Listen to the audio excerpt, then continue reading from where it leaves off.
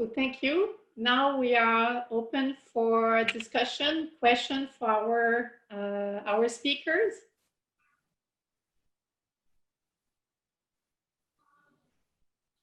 So I don't see any question in the Q&A. I would have a question for our first speaker, Jocelyn Quistrebert. So, looking at, listening at your talk, it seems that your discovery data set was relatively small compared to what we usually see. And I was wondering if you could speak about some study design characteristics that would have enabled a discovery of highly replicable findings, despite the small sample size. Yes, thank you for your question. It's quite a difficult question because so in infectious diseases, you can see, for example, the last GWAS on COVID-19 that has been performed. They used some cases that have been diagnosed, for example, by PCR, and they use as controls population controls that have not been actually exposed by the virus. And doing so, you're going to completely dilute a possible signal. So the best, in my opinion, for what I see in infectious diseases, the best designs are to include people that are both exposed to the pathogen in cases and in controls. Doing so, of course, it's quite difficult to establish this kind of cohorts. And for tuberculosis, it's even more difficult because, of course, it happens in low and middle income countries where it's difficult to establish large cohorts. And by now, the maximum sample size in tuberculosis have hardly reached 2,000, 3,000 individuals. So the best option is to go on specific phenotypes and to extract some extreme phenotypes, that is, people that are highly resistant or highly susceptible to the disease. And I think by doing so, you're going to maximize the chance to find something. Of course, you're going to only capture variants with large effect sizes, but as a discovery, I think this is a nice option. Thank you. I can see you have a few more questions, but I will go to another speaker before coming back to you, okay? So the other question would be to Yafang. Very nice work. Where are the expression data generated from your study subject or from some public database? You mean the genotype data? The expression data, where the expression, yeah. The expression data is from the public, it's from Geo, it's from GTEx. Okay, thank you. I have a question for Wes. I'm looking, I don't see one. Do you see one? Just a question for Wes. No, actually, me. Sorry. Sorry, Celia. Yes, go for it, Celia. So one of the challenges, obviously, with Mendelian randomization is finding nice, strong instruments. Is it even harder to find nice, strong instruments when you need them to be gene by environment interactions? So it is possible to find some gene by environment interactions which are strong enough if you're using your sort of conventional F statistic measure for instrument strength. It is true that you do lose a lot of power compared to, say, the PRS that you are plugging in for your conventional MR. So it is a bit of a challenge, but there are quite a few of these interactions that seem to be sort of available.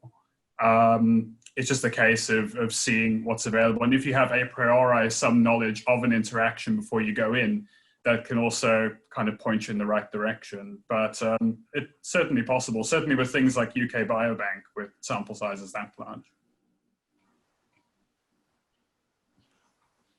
Thank you. Follow-up question, Sylvia? Were you good? I have a question for Chen Long, so our first speaker. So I'm just wondering what is the computation time for your high-dimensional interactive analysis? Oh, the computational time is the same as the linear mixed model with two random terms. We just calculated the kinship differently using multiple regions. Besides the two-way interactions, have you considered high-way interactions such as the three-way and four-way interactions? Oh yes, when we have say four-way interactions, we take the genetic variance from these four regions and calculate the similarity matrix. So this is basically in a linear kernel, but the linear kernel actually also captures interactions. Okay, thank you. Thank you. Another question for Jocelyn, lots of questions. It seems that you replicated the signal in African and European population, so the association does not seem to be Asian specific. Any guess why this common signal was not identified before by GWAS? Oh, why it was not identified before? Simply because it's a kind of the first GWAS of TB infection using a phenotype based on both TST and IGRA. There have been a couple of GWAS using TST, the tuberculin skin test, as a surrogate for infection in the Iceland from the Decode guys and in 23andMe participants, but it's population-based cohort, and that's pretty whole. Another GWAS have been established in East Africa in HIV positive individuals, but the phenotype and the context is quite different, so no overlapping neither. Another question, how did you do the combined analysis? Was it a meta-analysis? If so, did you assume fixed or random effects? Yes, I performed the combined analysis using the software Metasoft, so allowing for random effects and heterogeneity across the cohorts. And yeah, you can see the results on my poster. Actually, I posted the result of the combined analysis, the Manhattan plot. Okay, thank you. A question for Yafang Li. Yafang, did you find any new signals or just validated previous known one? Yeah, since we have such a rich resource for our lung cancer consortium, of course, we identified some novel variants with risk effect across 3 populations, but it's different project.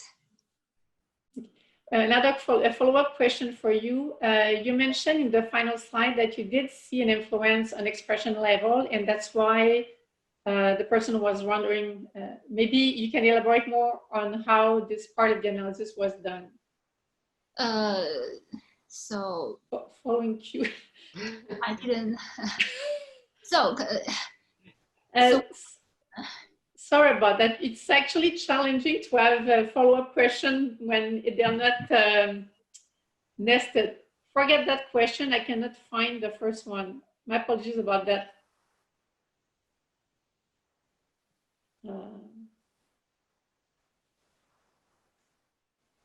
Okay.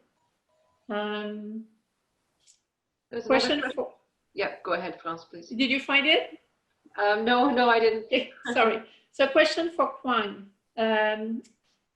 As you're assessing 3D genome interaction, do you preferentially enrich for trans effect of genetic variants to ASD etiology? Oh yes, we specifically annotated the data using the publicly available database, and we did find a lot of mutations in the binding motif that is targeted to the autism genes. Okay, thank you. Thank you. To Wes, very nice idea. Is the probability of pleiotropic effects of interaction term decreased compared to the pleiotropic effect from the original instrumental variables? And the comment from the participant is, it feels like we kill one but raise another. Yeah, that sort of MRG times Z framework is really sort of a sensitivity analysis. So your original assumption would be that direct effect, your kind of horizontal pleiotropy. But then when you shift it towards the interaction, what you're looking at is changes in pleiotropic effect across levels of your interaction covariates. So it is possible that you will have those changes in pleiotropic effect, and that's what our kind of modified Sargan test will aim to detect. But because you're relying on sort of an additional assumption being violated, it can kind of act as a sanity check to your original MR analysis. If you're not detecting pleiotropy using MRG times Z or using your traditional pleiotropy tests, then you'd stick with your standard MR. Thank you.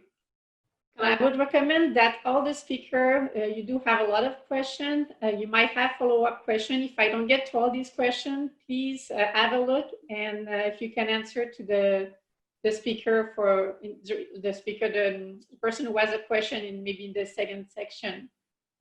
For Jocelyn, I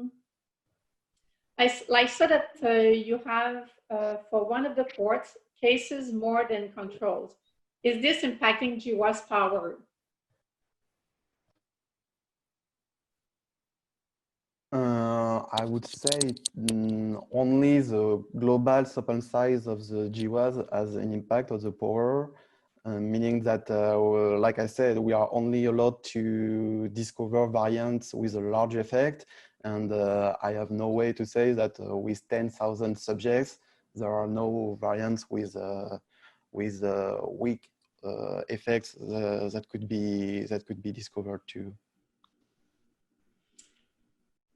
Another question for Jocelyn. A familial and mixture cohort from an hyper-endemic area of South Africa were used. Did you use Black Africans too? Oh, so the subjects from South Africa were enrolled in a suburb of Cape Town. So they are from the ethnicity of what we call the colored. So they are not Black Africans, they are colored. There are five-way admixed population with admixture coming from Europe and South Asia, in addition to Africa. So they are not Black Africans. You can see the PCA with 1,000 genome on my poster to have a visualization of this. I believe I do not have other questions. So maybe your last chance, if you want to ask follow-up question to our speaker before we go to the second round, or maybe if we have speaker want further clarify their answer because they were cut short a little bit by me pushing for more questions. Trying to be fair so every speaker have a chance to have a question time.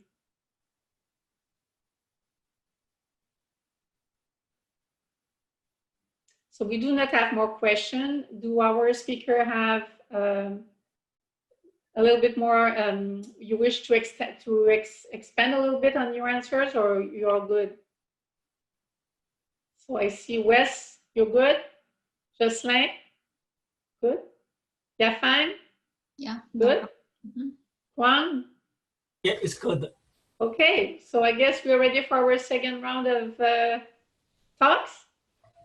Sounds good. Thank you all for the excellent talks.